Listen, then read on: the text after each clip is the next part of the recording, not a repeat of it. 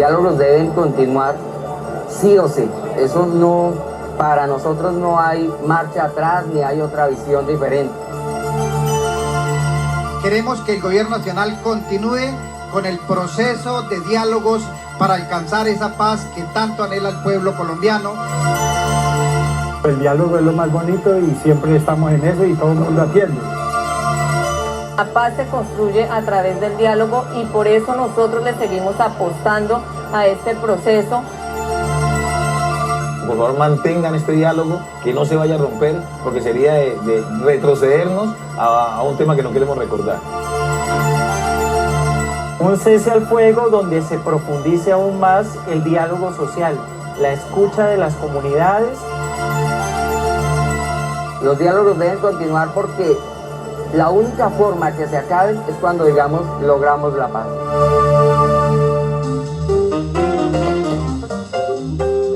Muy buenas noches y bienvenidos a todos y todas los que a esta hora se conectan por las 73 frecuencias de la Radio Nacional de Colombia y por Señal Colombia, la señal de la gente, la señal de la paz. Desde el inicio del gobierno de Gustavo Petro, una de las grandes preocupaciones, uno de los temas fundamentales fue el de la paz total. Cerrar todas las formas de violencia, cerrar definitivamente el conflicto armado en Colombia y a partir de ahí diseñar toda una serie de estrategias que se concretaron en 9 mesas de diálogo con diferentes grupos armados.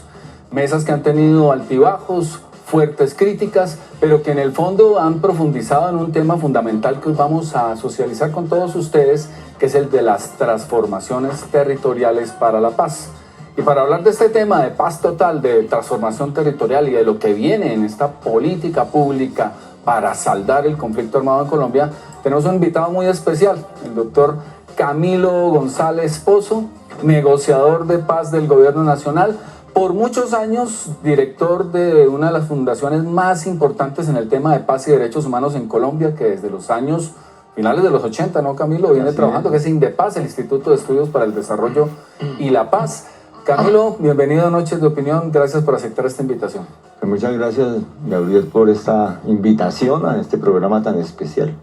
Bueno, Camilo, además usted fue o estuvo muy activo en los procesos de paz de los 90. Quisiera arrancar por ahí porque hay una conexión de todas las violencias, de todas las épocas que hemos vivido en Colombia, pero el proceso de paz de los 90 fue muy interesante por 3 cosas que quiero plantear en esta primera parte del diálogo. Primero, el proceso de paz con el M-19 en el año 90 fue el primer proceso de paz de América Latina, digamos, post-revolución cubana. Ese proceso de paz del M-19, que posteriormente fue con el Quintilame, con el MRT, con el EPL, la Corriente de Renovación Socialista, marcó una ruta muy interesante en América Latina donde se abandonaron los movimientos guerrilleros en El Salvador, en Nicaragua, e inclusive tuvo repercusiones en procesos posteriores como el que hizo en Irlanda del Norte con el IRA o en España con la ETA. Además de eso, ese proceso derivó una constituyente que también generó unos procesos de cambio en gran parte de naciones latinoamericanas y un tránsito de la guerra a la política, el caso de Chávez, el caso de Evo, el caso del movimiento sandinista. ¿Por qué a pesar de que Colombia, Camilo, tuvo ese referente, fue quien marcó la pauta, fue quien dio luces para los temas de paz y consolidación democrática en América Latina, está rezagada hoy aún en la guerra? En realidad, el proceso de Colombia de búsqueda de la paz mediante diálogos y negociaciones se inició en el 82, bueno, 84. Con Belisario. Con Belisario. Correcto. Eso fue como una novedad en el panorama internacional latinoamericano, lleno de conflictos armados en Centroamérica especialmente, de buscar soluciones políticas. El acuerdo de la Uribe y el acuerdo del diálogo nacional. Yo estuve por invitación allí en esa ocasión de Antonio Navarro y de Carlos Pizarro, estuve en esos diálogos, ayudando a coordinar ese diálogo. Entonces, Carlos Pizarro y Navarro, miembros del M-19 activos. Sí, sí, que estaban, Navarro era el delegado de las negociaciones con Vera Grave y otros, y allí se comenzó un ciclo muy importante en América Latina de búsqueda de la paz mediante diálogos. Eso fracasó, tuvo los episodios dramáticos de la genocidio de la Unión Patriótica y bueno, cosas como y la toma del Palacio, la tragedia del Palacio de Justicia, pero fue la antesala de los procesos que dieron lugar a la Constituyente. En el 85 iniciamos el movimiento por la Constituyente. Los hermanos Calvo del EPL. También, ahí concurrieron y los estudiantes y muchos sectores. Sí. Y efectivamente se dio ese gran acuerdo de paz que se materializó en la Constituyente, porque la verdad que la Constituyente es resultado de varios procesos. Uno de ellos fue precisamente el acuerdo con el M-19. Y hoy estamos como retomando el hilo, es un ciclo de búsqueda de terminar en Colombia guerras, confrontaciones armadas, violencia en la política, armas en la sociedad para solucionar problemas. Ese ciclo que viene desde los años 50, 60 y que no se ha cerrado. Yo digo que estamos en el coletazo de ese ciclo histórico de varias décadas para terminar este asunto de uso de las armas con argumentaciones supuestamente políticas o políticas y de sometimiento a comunidades mediante las armas. Yo creo que por eso es tan importante el planteamiento de paz total como una invitación a abrir un nuevo periodo histórico en Colombia, que creo que es el gran sentido. Allá iba, Camilo, porque cuando uno analiza el caso colombiano es sui generis, no conozco otro, digamos. Cuando usted va a ver la negociación en El Salvador, los 5 grupos fueron al tiempo, a la misma hora, a firmar el proceso de paz. En Sudáfrica, en Irlanda del Norte, o sea, no se da el fraccionamiento, no se da la paz pedaciada que hemos vivido en Colombia y que finalmente pues solucionamos con un grupo y siguen otros. Por eso la importancia, digamos, como de la apuesta tan arriesgada, la apuesta tan ambiciosa de la paz total, pero a la vez tan necesaria. Es que no podemos seguir pedaceando la paz y siguiendo en una guerra paralela perpetua. Sin embargo, quisiera un poco reflexionar, porque cuando estamos en el proceso de paz de los 90, pues estamos ante una agenda política. Pues el M-19, recordemos, nace para defender la democracia liberal. Es curioso, porque el M-19 lo que quería era que hubiera participación política por fuera del bipartidismo que ha asfixiado el sistema político colombiano. Entonces, curiosamente, el M lo que quería era acabar definitivamente el bipartidismo, y lo logró. Básicamente, después de la Constitución del 91 hemos tenido la aparición, en un momento tuvimos 370 partidos políticos, ya nos pasamos al otro lado. El Quintín Lame, ¿qué quería? El Quintín Lame quería que hubiera un reconocimiento del movimiento indígena, más allá de la tierra, que hubiera un reconocimiento cultural. Y digamos que en la Constitución y en la institucionalidad, con todo lo que sucede todavía con las comunidades indígenas, lo logró.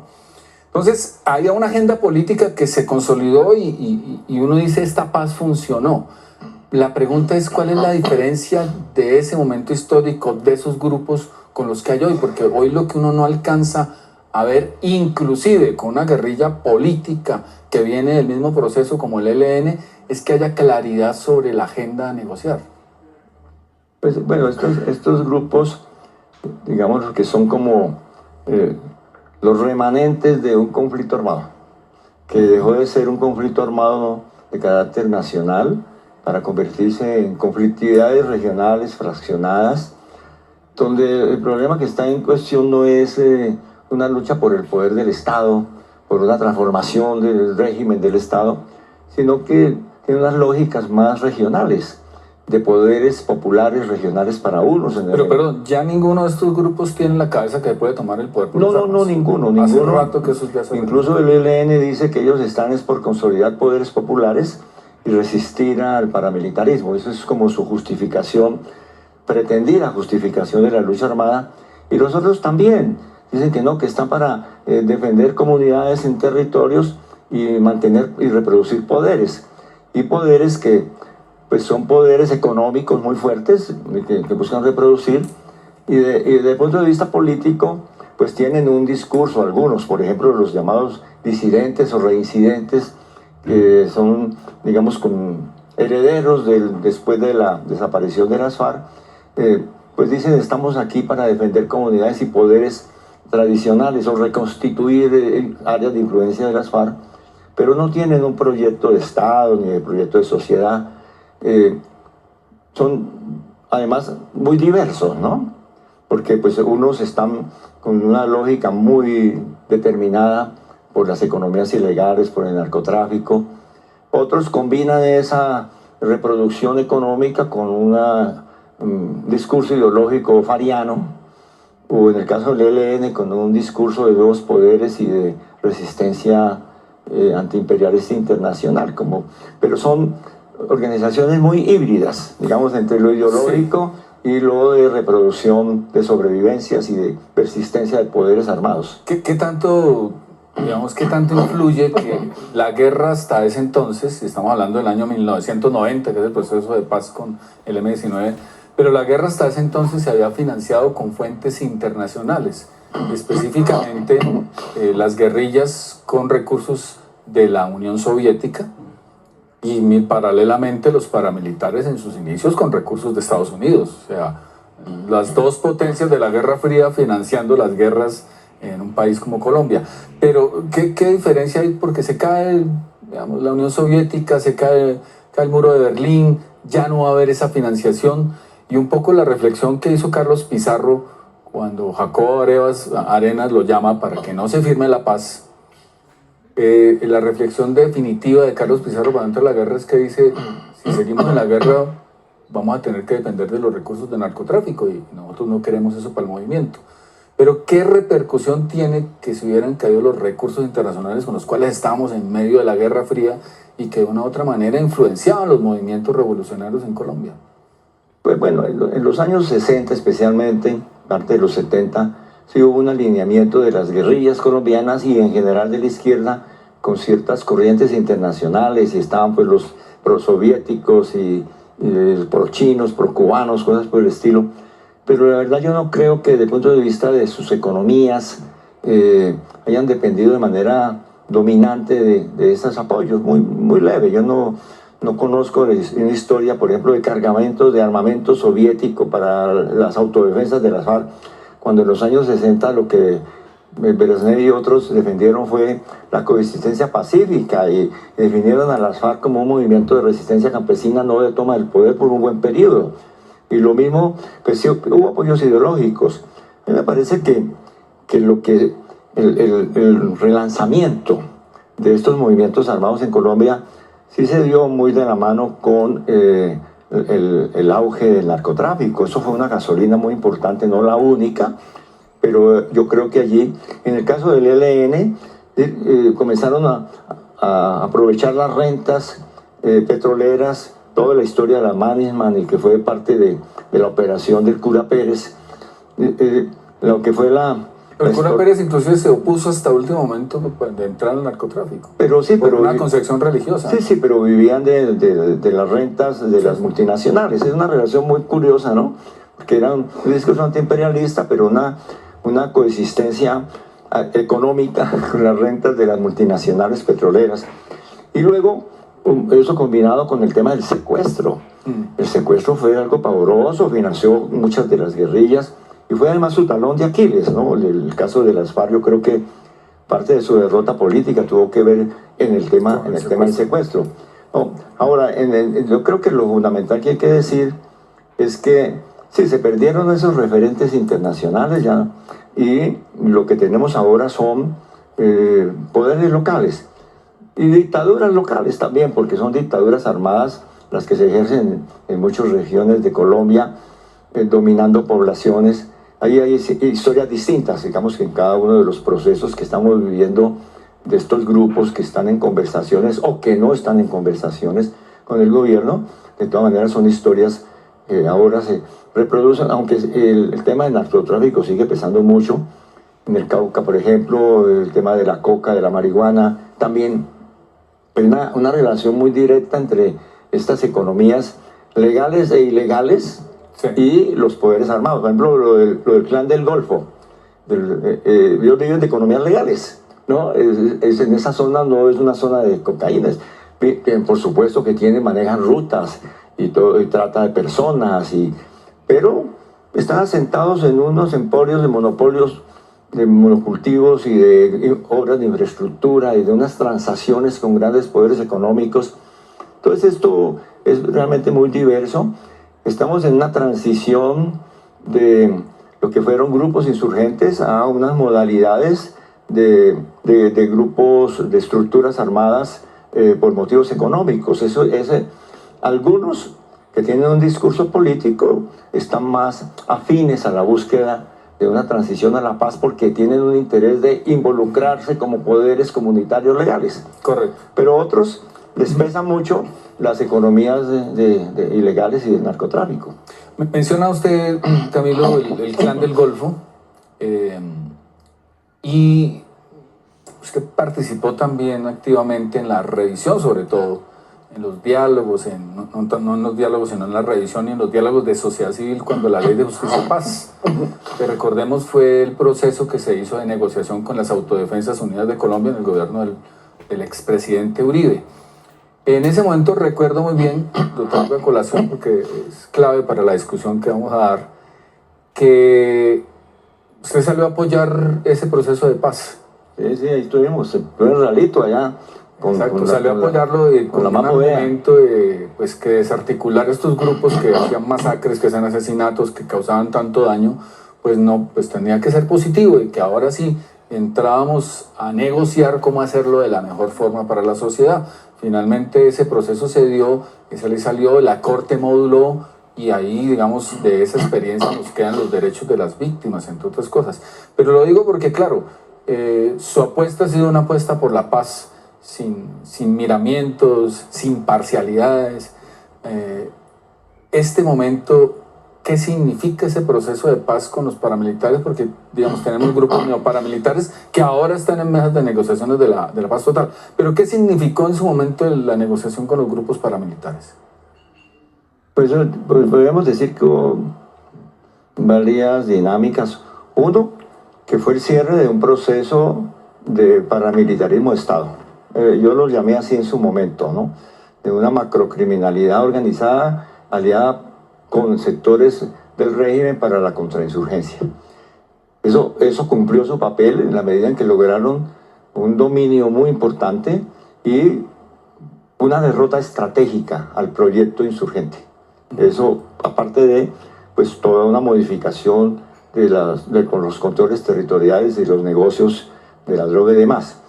Pero por otro lado, fue un desmonte que se dio desde el año 2005, 2006, y bueno, que tuvo la Ley de Justicia y Paz como uno de sus instrumentos, un desmonte de aparatos de guerra impresionantes. Correcto. Nosotros estuvimos allí con Indepaz en muchos de estos eventos. Yo estuve en Raleigh con la instalación de la mesa, viendo esos ejércitos increíbles, muy articulados con las Fuerzas Armadas y con el conjunto del régimen.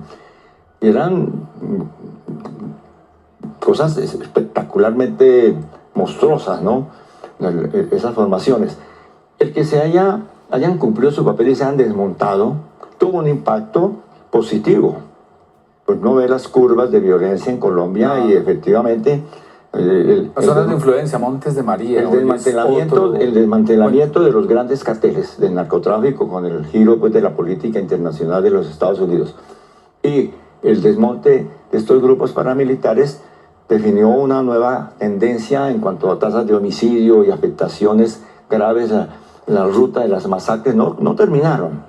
Eso ha seguido hasta varias décadas después, pero de todas maneras sí hubo una inflexión notable en Colombia. Yo creo que el que se haya desarticulado esos grandes ejércitos narcoparamilitares fue un hecho positivo en la sociedad colombiana. Lo que pasa es que hubo mutaciones, ¿no? Entonces, ese fenómeno se ha transformado en un fenómeno cada vez más mafioso.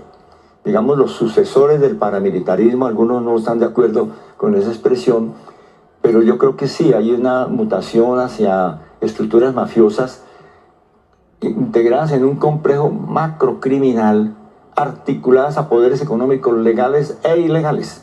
No es un asunto solamente de la ilegalidad, el tema de estas mafias herederas del paramilitarismo.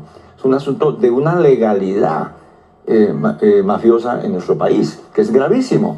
Es el único grupo, el del Clan del Golfo, algunos llaman gaitanistas, o ellos se llaman, es el único grupo que ha tenido una expansión en el último periodo, en los últimos, para tomar después de la firma del acuerdo con las FARC, 2017 acá, ha tenido una expansión y tiene una presencia recurrente en más de 250 municipios. Es algo, digamos, y se ha expandido. Con ellos no ha habido cese al fuego.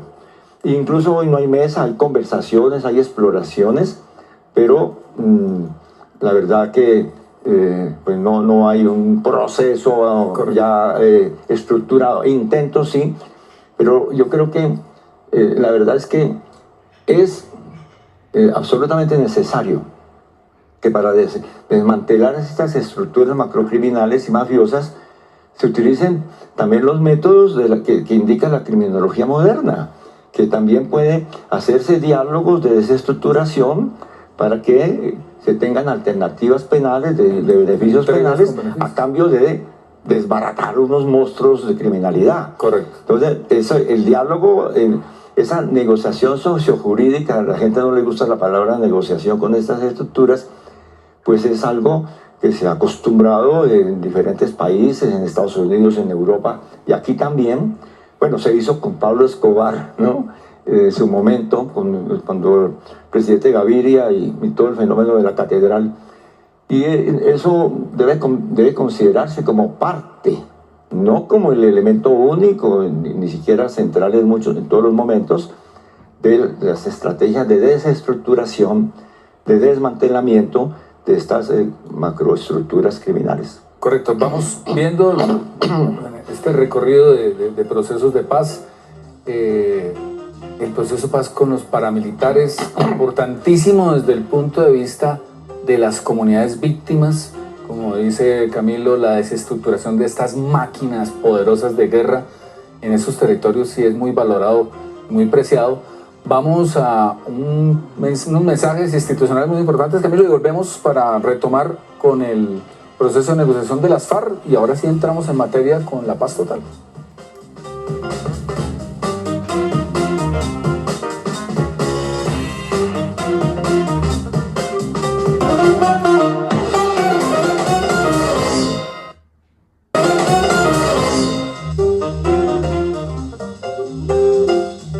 Bien, regresamos con Camilo González Pozo, uno de los protagonistas de la historia de los procesos de paz en Colombia.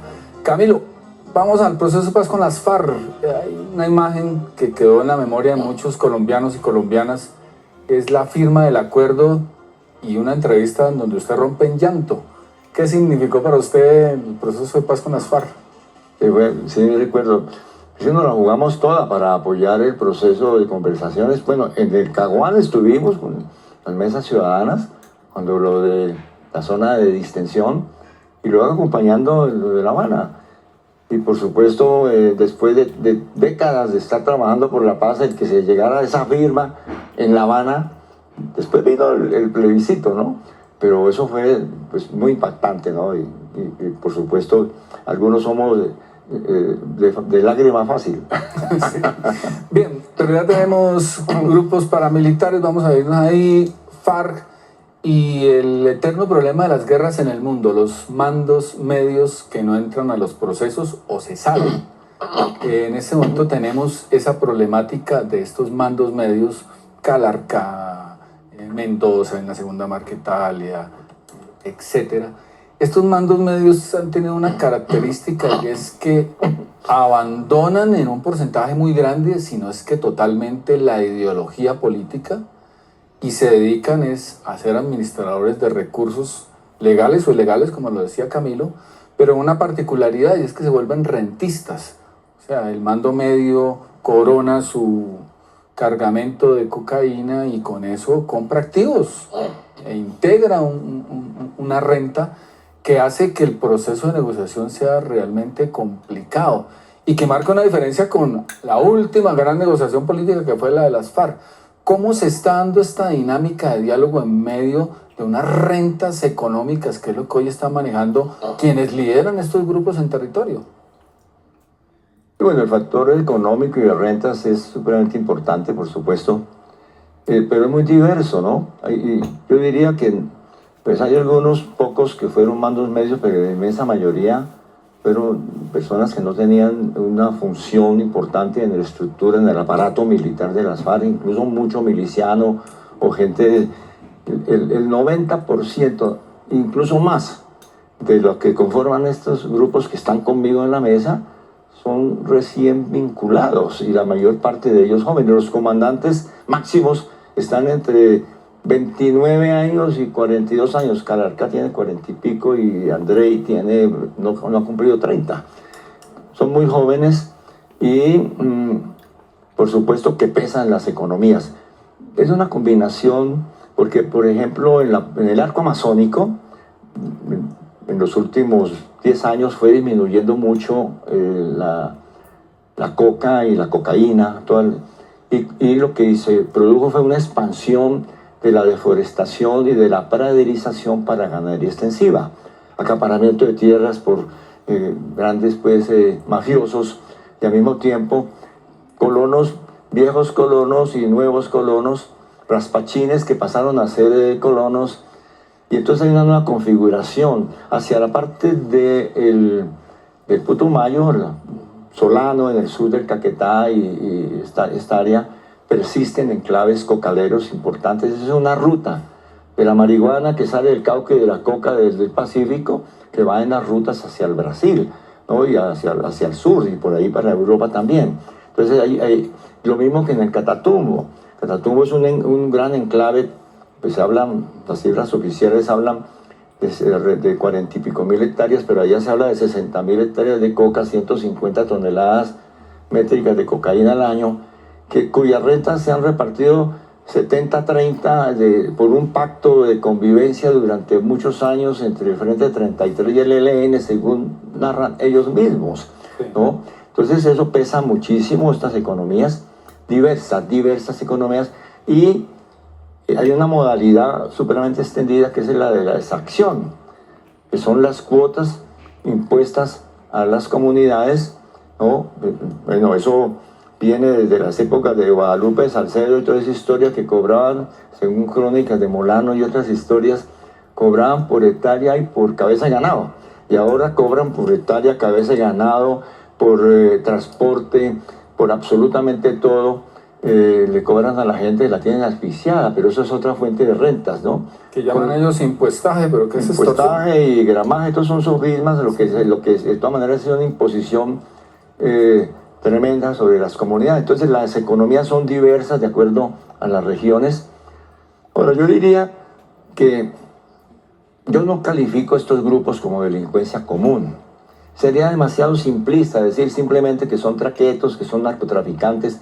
No, esto es una fórmula híbrida, particular, de los remanentes de un conflicto armado que no se logra solucionar y que está fraccionado en... Y que de una u otra manera aparece ante la ausencia del Estado, que no hemos logrado solucionar. No, hay zonas allí, zonas, por ejemplo, toda esta zona que era la zona de mayor presencia de Marulanda, de Monogoy, de las FARC, donde el Estado fue sustituido durante mucho tiempo por el poder, la gobernanza, dicen, de grupos armados, ¿no? Y eso continúa. Pero se retiró las FARC y el Estado fue incapaz de ocupar el territorio. Pues las FARC hicieron otros, hubo una parte donde estaba Gentil Duarte que no firmaron el acuerdo, y algunos pues de lo que ahora dirige Calarcá, ¿no es cierto? Y en otros donde se generó vacío y que el Estado no llegaron los programas, hubo timidez, digámoslo así, en la implementación en la primera fase. Entonces lo que hubo fue una recomposición de ciertas milicias, y eso empató con los grupos que no se desmovilizaron. Es un fenómeno que yo creo que tiene que ver mucho con muchos factores históricos en la región, pero también con un mal diseño del Acuerdo de Paz de La Habana y de los ritmos de implementación. Es que no se incorporaron ni a los milicianos ni a las redes sociales, no hubo una respuesta efectiva, pronta. El retraso en los planes de sustitución, en la reforma agraria, en la presencia pues institucional de los planes de desarrollo rural y todo eso, pues eso facilitó la reconstitución de poderes de hecho en los territorios. Pero ya digo, porque digamos, la consigna que guió los diálogos y el posterior proceso de paz de La Habana fue: nada está acordado hasta que todo esté acordado.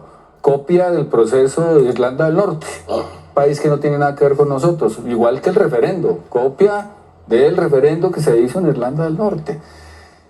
Pero nada está acordado hasta que todo esté acordado. Tiene una particularidad que creo, usted me corrige si me equivoco, es la que viene a corregir las transformaciones territoriales para la paz. Porque claro, el presidente Santos firma el punto 1 en el año 2012. Y pasa el 2012, 2013, 2014, 2015, 2016 sin aplicar un acuerdo ya firmado. Porque todo debe estar firmado hasta que todo esté firmado. Y ya cuando llega el 17 está de salida y luego llega Duque a certificar los acuerdos. No, imagínense, se firma el acuerdo sobre cultivos, sustitución de cultivos, y en el tiempo que pasa entre la firma y la implementación, que además se hizo mal, ¿no?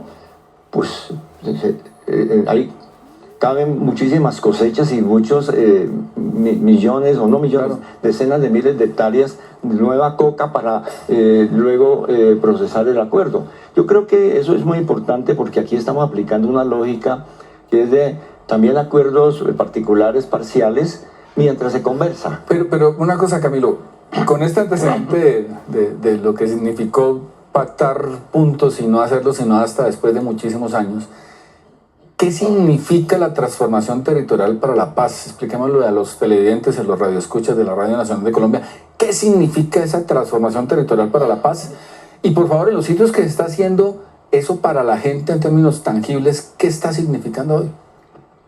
Pues bueno, en definición general es que mientras se conversa, mientras se llega a un acuerdo de paz o desaparece un actor armado de un territorio, no hay ninguna razón para que el Estado no haga presencia con beneficio para las comunidades.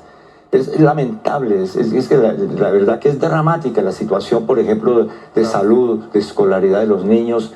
Es una opresión la situación que hay de la tal escuela nueva, donde en 4x4 hay 30 niños con un docente sin pupitres en el suelo. Es algo lamentable. Entonces, por supuesto que no se puede predicar la idea que hasta que no desaparezcan los armados ilegales no puede llegar la transformación del territorio. No, hay que buscar la relación. Entonces la transformación del territorio, si estoy entendiendo, es que el Estado, en el marco de un diálogo, de un inicio de un diálogo, lo que pacta es la entrada de los servicios sociales de ese Estado en salud, en educación, en vías, en desarrollo económico, pero eso se pacta con los armados y se pacta con las autoridades locales, ¿o cómo funciona? La transformación territorial tiene varias vías. Una es la relación directa del Estado con la institucionalidad local y las comunidades para hacer inversión. Y eso se supone que es la mayoría. Pero hay zonas de gran influencia del actor armado, donde para que la institucionalidad entre, pues la mesa facilita el acuerdo para que se desarrolle la iniciativa. Voy a poner un ejemplo para que veamos. Por ejemplo, en la zona esta del arco amazónico, tenemos hechos que acaban de ocurrir. En el Yarí, donde es una zona pues de dominio de todos los ilegales durante muchas épocas. Allá estaba Tranquilandia, ¿no? Tranquilandia, y eso fue de Rodríguez Gacho una época, y de Leder, ¿no? Que está ahora por ahí. Y allí se acaba, en las discusiones en la mesa, se abrió el proceso con los campesinos para la titulación de tierras. Allí hay peticiones de restitución de tierras, están resguardos indígenas. Entonces se procedió y hay un levantamiento topográfico de 136.000 hectáreas como prueba, como una acción de prueba. Ya se hizo entrega de las primeras 8.000 hectáreas, están en proceso otras 4, yo creo que se completan 20.000 hectáreas a corto plazo, con planes de desarrollo de la Agencia de Desarrollo Rural, de la Agencia Nacional de Tierras, para beneficio de los campesinos en sus asociaciones. Y le voy a decir otra cosa, ¿no? Al lado de eso, tenemos otra zona en la parte de entre parques, digámoslo así, de la Macarena, Tinigua, Chiribiquete, distritos de manejo integrado, donde también se está haciendo ordenamiento y se están apoyando zonas de reserva campesina que bien tienen una historia, que han sido frustradas, pero que ahora en este momento 7 zonas se han dinamizado solamente en la zona donde hay una gran influencia del actor armado y la mesa está apoyando a los campesinos. 1.320.000 hectáreas, las primeras inscritas, que ya están en proceso con la Agencia de Tierras, 1.320.000, que empatan con otras que los campesinos de manera autónoma están impulsando, no con la mesa, y ese conjunto de zonas de reserva para proteger la Amazonía, para darle derecho a los campesinos, son 2.500.000 hectáreas. Es algo extraordinario, es política de este gobierno, del Ministerio de Agricultura. O sea que estamos hablando que la transformación territorial para la paz, por un lado, en el marco donde hay ceses al fuego, ha hecho una disminución dramática de las violaciones de derechos humanos, masacres, homicidios, secuestros, etc. Pero por otro lado está permitiendo la entrada de lo que es el foco de la guerra, que es la ausencia del Estado en sus servicios sociales esenciales. Y ahí quiero hacerle la siguiente observación, que es una crítica que hace Juanita Gobertus, en su momento parte del gobierno del presidente Santos, impulsora de nada está acordado hasta que todo está acordado, pero hoy directora de Human Rights Watch, y dice Juanita Gobertus que ya no está de acuerdo, palabra más, palabra menos, con que se involucren actores armados en estas transformaciones territoriales, porque eso es legitimarlos. ¿Qué reacción tiene ante esta crítica? Sí, yo creo que, bueno, Juanita, sí leí su texto, eso lo dice de pasada, pero realmente es la tesis central, que lo dicen otros, que no debe haber inversión en territorio de altísimo control de los armados en un proceso de negociación donde ellos participen. Ese es el esquema de La Habana, que la gente pues se enamora de las cosas que ha hecho y todo lo que no se parezca a... Pero eso dejar a la gente sin inversión social. Por eso, entonces... Ya está castigada por la guerra y ahora la vamos a castigar. Mira, aquí hubo un esquema, por ejemplo, el de Plan Colombia, que es muy similar a... Plan Colombia decía en su momento, en su primera fase, dijo, tiene que aplicarse el semáforo rojo, quiere decir que en estas zonas primero los militares derrotan a los armados. Luego comienzan los militares a hacer obras sociales y a hacer la transición de ese amarillo a un verde, que es cuando ya comienza la institucionalidad. Entonces esa idea... El plan de consolidación. El plan de consolidación luego. Copia del modelo de Afganistán. Sí. Era un modelo de paz y no de guerra. Entonces esa idea resulta que no conocen el territorio. No, de lo que hay ahí son campesinos, colonos, gente que ha convivido con unas situaciones de conflictos armados, pero que están cansados de la guerra, no quieren otra guerra, lo que quieren es que entre la institucionalidad. En todos los documentos de los campesinos de esa zona, los que dicen es que el Estado cumpla su tarea. Queremos, bueno, yo he asistido a asambleas con 3.000, con 2.000, con 5.000, más de 20.000 líderes de juntas de acción comunal, y todo el mundo lo que dice es, queremos que el Estado haga presencia. Entonces nosotros le vamos a decir, no señor, hasta que el Estado no derrote o hasta que estos no lleguen a un acuerdo, no va a haber ninguna inversión. Al contrario, lo que ha dicho el presidente, que se lo dijo en el Tambo Cauca ya a los de La Patiño y a esos, dijo, señores armados, entren sin armas y sin uniformes en cooperativas, intégrense en los procesos productivos y vamos resolviendo el problema de la población y en ese camino se resuelve el problema de las armas. No, primero las armas y luego las transformaciones. Es decir, esa fijación pues a un método que pues sí, yo lo saludo y ayudé lo que pudimos de ahí lateralmente, pero aquí tenemos unas situaciones muy diversas, pero con un agregado. ¿Qué se le ofrece? ¿Qué le ofreció en la práctica? En la metodología esta de todo está acordado, nada está acordado hasta que todo está acordado y dejemos todo para el conflicto. ¿Qué le ofreció como tránsito a la legalidad a los firmantes? Sacarlos del territorio, extraditarlos de sus propias bases. Nosotros lo que estamos diciendo es, ese esquema no hay que repetirlo. Sí. Los 500 muertos de los reincorporados y su estigmatización completa, hay que decirles, ustedes tienen futuro en la legalidad junto con la gente que quiere la institucionalidad, transitando de ese poder armado a una construcción de Estado social en el territorio, ¿no? Lo que no niega ni la justicia ni niega la perspectiva de solucionar el tema de las armas y llegar en una ruta gradual al monopolio de las armas por parte del Estado. Pero es distinto. ¿Qué se le está diciendo al Frente 33, a Calarcá, a la gente de Antioquia? En Antioquia hay un proceso interesantísimo de reconversión ecológica entre el Nudo de Paramillo y la Cernaduría de San Lucas, auspiciado por la Mesa, con una iniciativa muy grande de Fabio Valencia Cosio, que incorpora 7 municipios. con Antioquia y demás, ¿no? Entonces, ¿qué les estamos diciendo a los actores armados? Ustedes tienen un lugar ahí. Ustedes, no, los milicianos, que son allí hijos y nietos de los que allí convivieron alguna vez con los colonizadores, expulsados de la violencia o también vinculados al proceso de las FARC, ¿no? ¿Qué les decimos? No se trata de liquidar a las personas y entonces convertirlos en unos parias de por vida, sometidos a los tribunales y a la estigmatización de por vida, ¿no? Y a las comunidades y a las comunidades, estos grupos. y a las comunidades, no, también una alternativa de transición para ellos, Claro. ¿no? Ahora, esto es inédito e incierto, e inestable, porque hay un juego de intereses. Y además invisible, Camilo, porque esto no lo conoce. No lo conoce la gente, no lo conoce la gente. Entonces, Lo que imagina- conocemos son opiniones de gente que vive en Bogotá, que critica desde la comodidad de la casa, pero Yo voy a decir una- no bueno, desde la realidad del voy a conflicto en agregar territorio. la dinámica tan importante de este proceso en el Catatumbo es uno de los factores desencadenantes de la ofensiva del ELN para destruir el proceso de paz con el Frente 33, porque veían que estaba entrando la institucionalidad, que se estaban planteando políticas ambientales, cuidado de los humedales, apoyo a productores de cacao, de palma, de otras cosas, ¿no? Como parte de un futuro de integración también de los armados a la legalidad. ¿Qué dijo Antonio García sobre esto? Porque él habla de todo. Dijo, eso es el plan de consolidación. Ujú. Es una lectura muy parecida pues a la de Jaramillo. Sí, a la de Jaramillo, ¿no?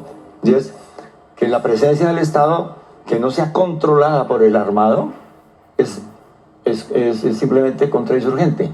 Por supuesto que esto es contrainsurgente, porque es para que se acabe el fenómeno de alzamiento armado y las armas en la vida de las comunidades, ¿no? Pero negociado, pactado, con garantías, eso es lo que se está diciendo.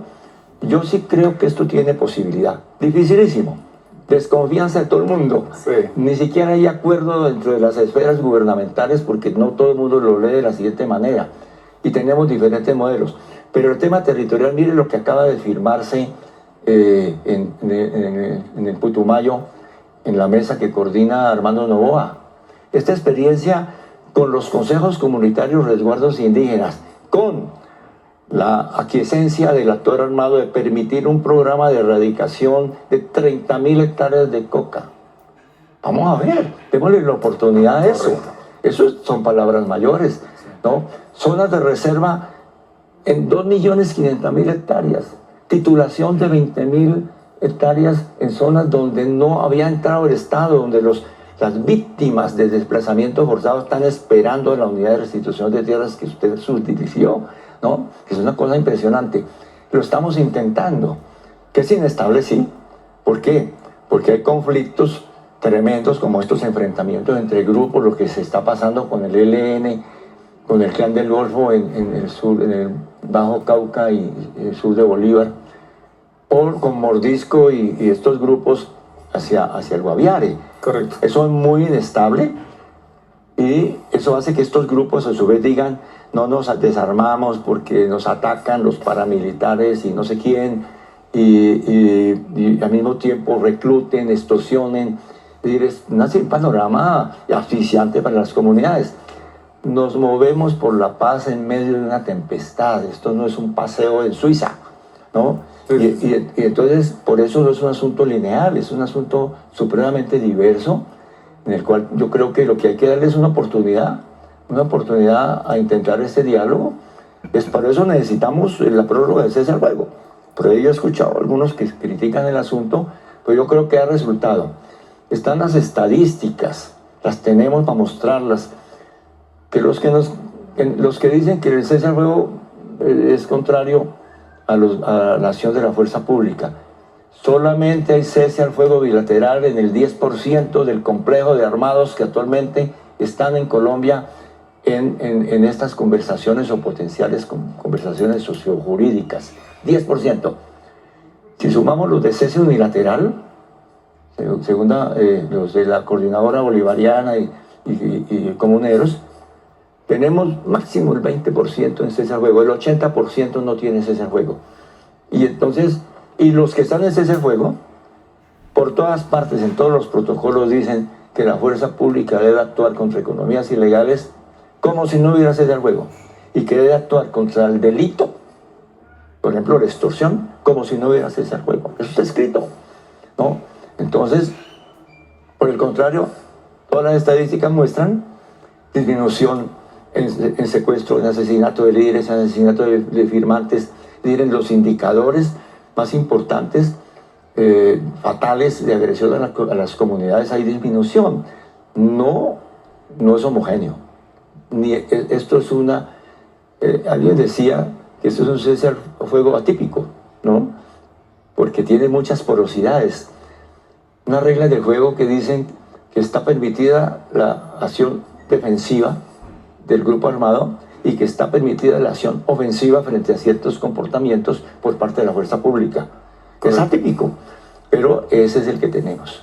Bueno, hace poco se presentó el informe de la Oficina del Alto Comisionado para los Derechos Humanos en Colombia, y uno de los puntos que más resaltaba de la política de paz total es la disminución dramática, la disminución inmensa que ha tenido violaciones por parte de miembros de las Fuerzas Armadas contra la sociedad civil. Hace parte precisamente de esta política de protección de comunidades en el marco de todas estas transformaciones territoriales para la paz. Podemos decir hoy, Camilo, que estas son unas nuevas Fuerzas Armadas que están trabajando más de la mano con las comunidades en estos procesos.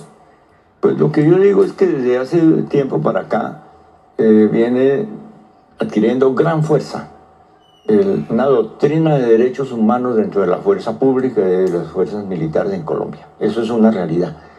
El que se presenten estas situaciones de campesinos, fuerzas, guardias y demás que rodean soldados y los sacan y no hay un tiro de parte de los soldados, una cosa admirable, claro, ¿no? De una nueva cultura dentro de la fuerza pública.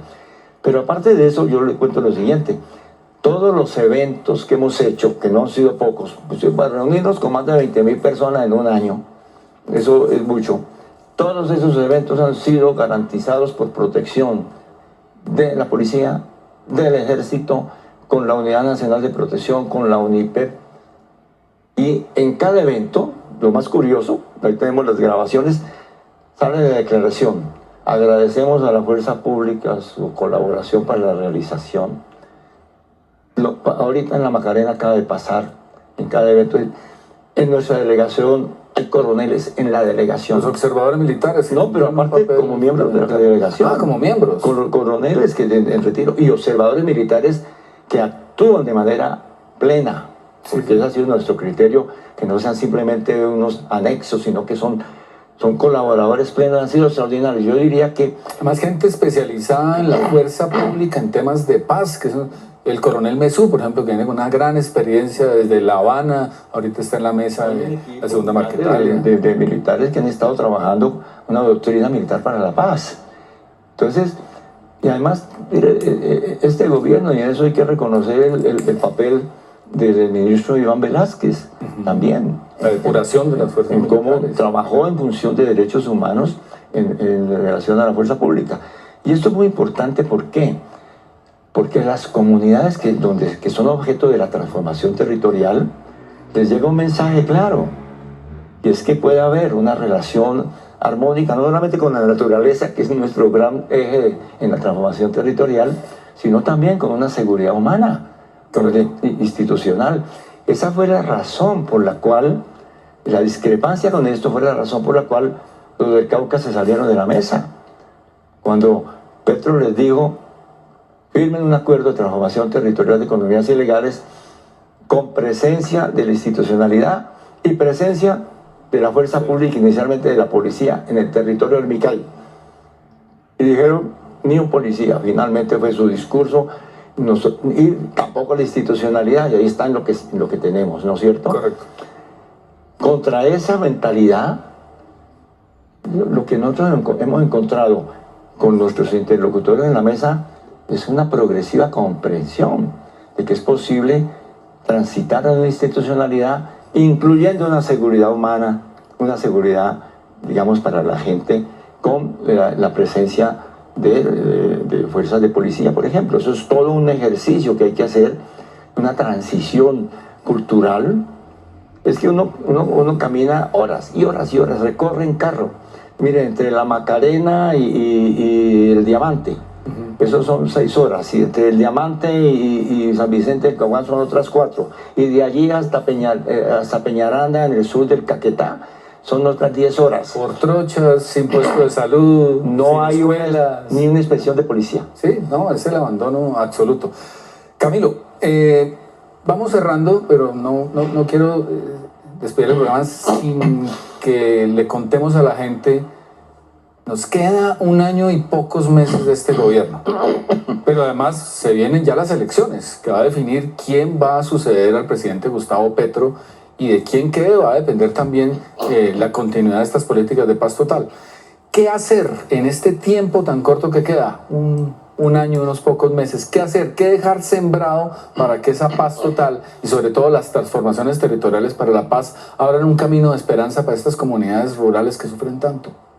Pues lo primero, yo creo que hay que seguir en esa ruta de empoderamiento de las comunidades, con que transformaciones como las que estamos desarrollando, una política de tierras, territorio y ambiente muy fuerte, que las comunidades asuman precisamente la reforma agraria y lo que es un pacto inteligente con la naturaleza. Eso es un asunto en el que hay que caminar, ¿no es cierto? Lo segundo, yo creo que hay que construir un acuerdo marco y una ruta para el proceso de paz. El acuerdo marco significa conjugar unos acuerdos parciales de aplicación inmediata con los recursos que tiene el Estado para pequeños proyectos y cosas que generen confianza, unos acuerdos de mediano y largo plazo, una zona de reserva con un plan de desarrollo o un territorio campesino agroalimentario o unos convenios agroforestales, por ejemplo, son planes a 15 años y que comprometen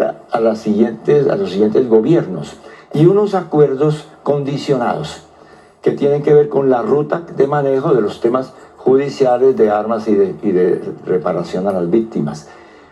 Ese conjunto nos da un acuerdo marco y una ruta. Al mismo tiempo,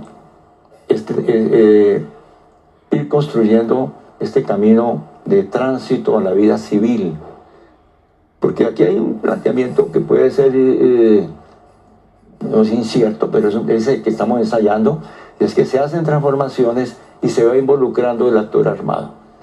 Y eso va conduciendo a una ruta para la paz. Entonces, esa es la perspectiva, un acuerdo marco con una ruta hacia la paz que tendríamos para este año. De modo que hay cosas imponderables, inciertas para el año entrante, para el 2026, pero yo le diría lo siguiente: es mucho más beneficioso para el país, para la democracia, para la paz, el que estemos en una campaña electoral en medio de conversaciones importantes. Correcto. Mire, tenemos la posibilidad de un acuerdo muy importante en el sur de Colombia, en toda la frontera de Ecuador. No hay que reducir la importancia de lo que está pasando en Nariño y Putumayo. Es grandísimo. Correcto. Que se logre consolidar y que no se pierda la batalla del Catatumbo, que la gane la institucionalidad.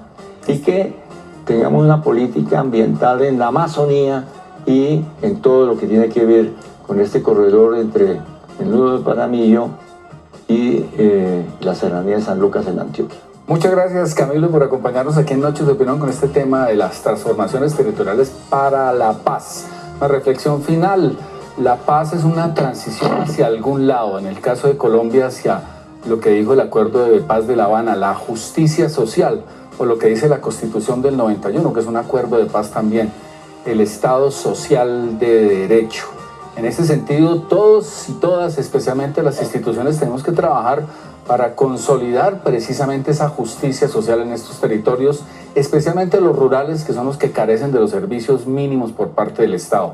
Por eso no se entiende posiciones como ciertos magistrados de la Corte Constitucional que están preguntando qué tiene que ver la educación con la paz, o que si en este momento no hay puestos de salud en 617 municipios en sus zonas rurales, no hay cómo atender a la gente está sufriendo, pues la Defensoría del Pueblo se preocupe más por la regla fiscal que por los derechos humanos. Muy buenas noches.